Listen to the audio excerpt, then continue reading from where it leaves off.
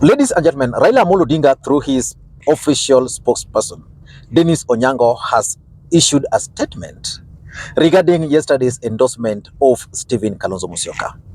Let me ask you this question. Do you think it was a good idea for Raila Odinga to issue that statement? Because for me, if you ask me, that statement was totally unnecessary. It would have just been better for the media and everybody to continue speculating whether Raila Odinga endorsed Kalonzo Musyoka or not. But the truth of the matter is that there are serious division within Azimio, and there are several factions within Azimio. So in this video, I want to explain to you guys why Raila Odinga was forced or has been forced by circumstances and politics around the endorsement to withdraw the statement that he issued yesterday. Now, let me read for you the statement by Raila Odinga. It says, by the way, I'm on the road, so it might not be very easy, so you'll just bear with me. The statement reads, the Right Honorable Raila Odinga recognizes that 4 years before Kenyans go for another presidential election is way too early for a political party to name its presidential candidate.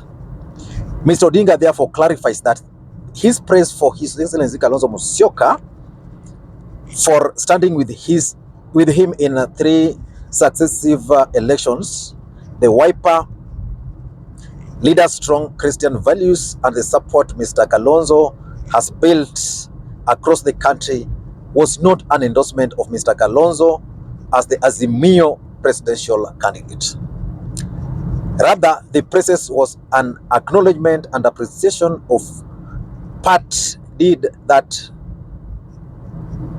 are in public domain. Mr. Odinga views Azimio as a coalition of equals in which every leader stands a fair and equal chance to emerge as the presidential candidate in 2027, depending on each leader's relationship with the party membership. That candidate will, however, not be named until a year or just months to the 2027 general election. Mr. Odinga, however, believes that Mr. Musyoka has what it takes to beat Honorable William Ruto in a free and fair presidential contest, contrary to Mr. Ruto's recent claim that he would easily beat the wiper leader. Mr. Odinga further assures Azimio supporters and the country that he plans to remain very active in the party and national politics all the way to 2027. His words of praise for Mr. Kalonzo were therefore not intended to mean he had or intends to quit active politics. Dennis Onyango. Now, if you listen to that statement, it is clear that Raila Odinga actually endorsed Stephen Kalonzo Musyoka, but because of several other factors, Raila Odinga has now been forced to try and withdraw that statement. Why do you think Raila Odinga is being forced to withdraw that statement? That's exactly what I want to explain to you guys on this particular platform, because ahead of that Bondo event, I opined on this platform that one of the things that was likely to happen is that the Odinga family were likely to thank Kalonzo Musyoka for the support he has given to them, or maybe Kalonzo Musyoka was going to get the endorsement. But why do you think Raila Odinga is withdrawing that statement? Number one, there is serious feeling that Mount Kenya is going to influence the 2027 general election. That's a very strong feeling within Azimio. And let me ask you these questions that probably you'll be able to help me answer. Is it possible to win the presidential poll without Mount Kenya votes? Let me just reframe the question. Do you think a presidential candidate can win without the support of the mountain? The answer to that is yes or no. And it's yes because in 2007, Raila Odinga actually defeated Moi Kibaki. That's in a free and fair contest. But there's the element that time Raila Odinga enjoyed the support of the Kalenjin nation. And from that time, each and every successive election, the Mount Kenya has always won, or the side that Mount Kenya supports has always won. So the truth is, it's possible. But there are those in Azimio who believes that Mount Kenya is going to play a critical role. The second question that is there is that has William Ruto fallen with a fraction of Mount Kenya that stuck with him in 2022. Now let's face the reality. William Ruto was voted overwhelmingly by the mountain in 2022. The truth is, even if you go online today, majority of Mount Kenya, those who used to be vocal supporting him, are no longer doing that, which means there's a lot of disappointment on the part of the mountain.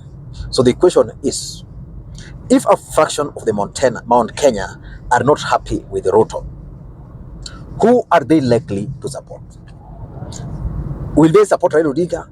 Will they support Kalonzo? Will they support Martha Karua or another presidential candidate? So that's probably one of the other reasons. The other question that I wanted to ask you is that does Mount Kenya, as a region, as we speak today, have a viable presidential candidate in 2027? Of course, the answer to that is very simple.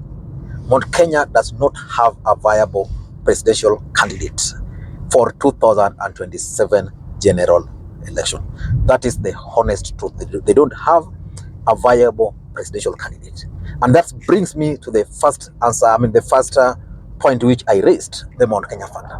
And because Mount Kenya might not have a viable presidential candidate, there's a feeling that Mount Kenya will decide the 2027 general election. And that's why endorsement of Kalonzo Musyoka early, without figuring out how the mountain was going to react to it, is the reason Raila Odinga has tried to withdraw that statement. So for me, the side that Mount Kenya will stick with. In fact, the interest of Mount Kenya in 2022 will be totally different. They'll be looking at the person who will be able to look at their welfare, the person who will be able to serve their economic interest. So if that person, and of course that person is no longer William Ruto, because they are now disappointed with William Ruto. So in Azimio, the feeling was, let's have Karua or someone else for the mountain as a presidential candidate. But now with that endorsement, it means a lot of things are going to play. In fact, if you listen to my other video the other day, I questioned why Martha Karua missed the Kitui event and of course the Bondo event. So for me, that's number one. Number two, there's also the general feeling within Azimio that it's too early for Azimio to identify or to name their presidential candidate. If you ask me, the best thing Azimio can do, and I've always explained this severally, the best thing they can do is to have a presidential candidate named early enough so that they can come up with a strategy. For example, let's say Azimio decides today to name Kalonzo Musyoka as their presidential candidate. The advantage with early presidential candidate is that they'll be able to deal with the consequences. Like for now, if the mountain will be rebelling against that choice, then definitely they have the time to deal with it. If the Mount Kenya will be able to embrace it, then again, they'll have enough time. They'll also be able to deal with Nyanza. Rather than waiting for the last minute, let's say 6 months to the election, then you name Kalonzo, then you get resistance from Nyanza. You name Kalonzo, you get resistance from the mountain. So for those who believe that it's early, I don't agree with them. In fact, the best thing Azimio can do is to say, okay, the field is now level, let everybody go outside there, and then from there, they can go ahead and name the candidate and then start campaigning for that candidate. Number three, in my view, is that Raila has been forced due to the factions within Azimio. There are those who believe very strongly that Raila Odinga should run again. And those are the majority. Then there are those who believe that probably a change is as good as a rest. Maybe Kalonzo should be given opportunity to try again. Those are also there. Then there is a feeling that let's Kalonzo run, Martha Karua run, Raila run. Then they meet at the end of after the IBC announces the first results, then they force a rerun. I don't think that's a good strategy. So because of those factions within Azimio. But importantly, number four is the ODM internal politics. There are those in ODM who believe that if Raila Odinga is not a presidential candidate, then their politics is going to come to an end. That Raila Odinga will not have a say in determining who becomes members of parliament in the coastal region, who becomes governors in Western. Like if Raila is not in the picture, places like Busia can then now decide to make their own decision. Let's vote for Martha, let's vote for Ruto, without Raila Odinga necessarily controlling. But ODM believes that their future actually lies with the number of votes and the number of parliamentary seats they are likely to win. And lastly, I think the announcement created confusion within Azimio.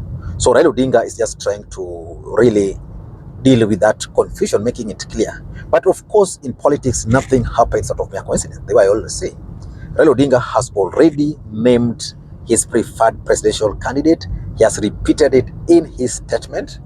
And therefore, the only thing remaining now is for Stephen Kalonzo Musyoka to take the next step, which begs the question: what next for Stephen Kalonzo Musyoka? Remember the other day I was telling you guys how Kalonzo Musyoka lost the opportunity to win the hearts and the souls of the Luo nation. The event in Bondo will never come again for Kalonzo, so that was the time he ought to have created that long-lasting impression. Simple. Kalonzo Musyoka ought to have entered in style. Remember, the Luos are known for being stylish. You know, the way they do things. Like if it's a wedding, it's a serious thing. If it's this kind of event, Kalonzo Musyoka ought to have even hired serious convoy. But that's Kalonzo, that's not me. I don't know what to think. I'm on the road. So guys, I hope this video you'll enjoy it. Let me know in the comment section if you've enjoyed it. Thank you, and may you have a good day.